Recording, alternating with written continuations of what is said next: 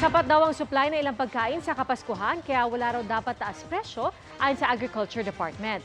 Pero hindi kumbinsido ang ilang nagtitinda at suki. Nakatutok si Von Aquino.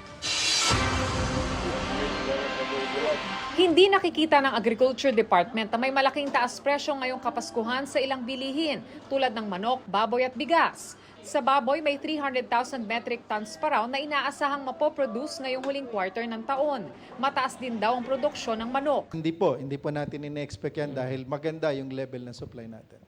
Pero sa Litex Market sa Quezon City, ibang sinasabi ng ilang nagtitinda at mamimili ng baboy. Nag-abeso na sa amin na tataas ang baboy. Yung kinukuha namin ng sa mga farm. Parang hindi naman talaga nag-stay siya. Lagi pong laging parang bawat hakbang ng araw tumataas eh. Kahit sapat ang supply ng baboy at manok, sabi ng Sinag o Samahang Industriya ng Agrikultura. Every December, tumataas yung retail price maski hindi tumaas na yung farm gate price. Ang posible raw magtaas presyo ay regular at well-milled rice pati itlog.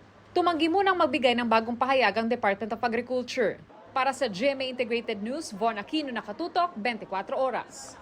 Mga kapuso, manatili nakatutok sa balita anumang oras. Mag-subscribe sa GMA Integrated News sa YouTube. At sa mga kapuso abroad, samahan nyo kami sa GMA Pinoy TV at sa www.gmanews.tv.